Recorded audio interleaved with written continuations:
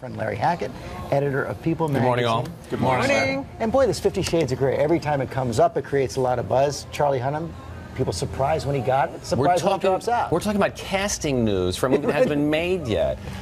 Listen, they're saying he's too busy, and he very well may be too busy. There was a lot of heat when he was picked by people who sit online and say, no, he's not like the character Christian.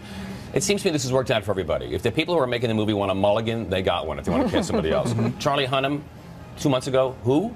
Now everyone knows who Charlie Hunnam is. How does this work great behind for the everyone. scenes on something like this? I think something like that. I mean, I don't think, frankly, the studio says no to somebody. Once they pick them, they pick them. But maybe he got busy. Maybe somebody said to him, listen, this role that you were going to take because it was going to make your career because no one knew who you were, well, they all know who you were now, so you don't need to do it. I'm totally speculating. But maybe, you know, at the end of the day, maybe he used to bit. But it does make sense, How about doesn't the it? female lead? Does that change at all because now this has changed? It hasn't yet. You know, give it time. Yeah. Maybe that'll change, too.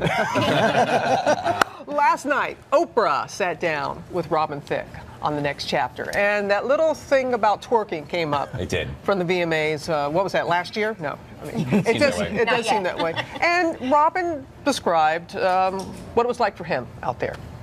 So I'm sitting there, I'm looking up at the sky and I'm singing. I'm not really paying attention to all that. That's on her.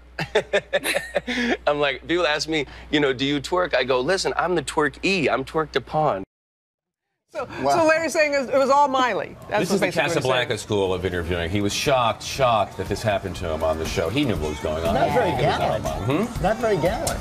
No, I don't think so, actually. But he is on Oprah. So again, you know, had that not happened, he would not be on Oprah last night. So this is why. But she said they rehearsed the whole thing. Yeah. Right, they rehearsed the whole thing. This is a nationally televised award show. It doesn't happen by accident. No, they have things called rehearsals during the day. Well, you mean to suggest there was a plan and a strategy there, Larry? Really? It's up to you if you can say that I couldn't possibly. Just have breakfast shows discussing it. No last that you dare you say that. Again, it worked out for everybody. Also, Kelly Clarkson, Larry, on the show last week. What a wonderful woman she is. Happily there with Brandon Blackstock, fiance. Yep.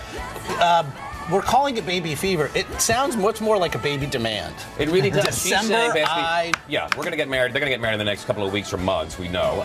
And she's basically saying, my Christmas present, you give me a baby. He has a couple of kids of his own from a prior relationship. And she has said, actually very movingly, that she has found, you know, she was a selfish person. And now taking care of her his children has given her a whole new look about what life is about and what parenting is about. That's great. So she's like, this is kind of a new thing on pre-announcements. Chelsea did it a couple weeks ago. Chelsea Clinton saying, 2014, you're the baby. You know, this is social media, right? This is where people get to talk more and more. We get to know a lot more about people that in the old days was shared in conversations over lunch and maybe on the telephone. Yeah. Now, they spray it all over the place, and we all know what their plans are. And speaking of that, Lauren Conrad tweets out a snapshot of her diamond engagement ring and says, yep, we're on with William Tell. Does that become, you know, a big deal? Lauren Conrad, still, she can create a buzz. Well, she can create a buzz. And look, this is somebody who's like a 360-degree celebrity, right? She was on the show. She has a fashion line. People want to know what she's like. I know that she is she's quite a cover star on style magazines, particularly for young women. Yeah. So people want to follow her lifestyle. This is all part of a lifestyle you know, way of living, basically. And does her appeal spread out among, you know, farther than that group of kids who grew up watching her on the hills now? Has she got a wider spread? I think it may, but again, remember, she's 27 years old, she's getting married. There are millions of 27-year-old men and women who are also getting married. So, I mean, they're following each other's life pattern, I think, and that can be very, very exciting. I just need to say Greg Louganis. A man named William Tell. Yeah, Greg Louganis also did the wedding. Greg Louganis did the wedding, so we need to say congratulations. Yes, congratulations. It's a wonderful picture that was sent out, too. It looks fantastic. It does look good. Always good to see you there, Good to be Larry. here. Thank you.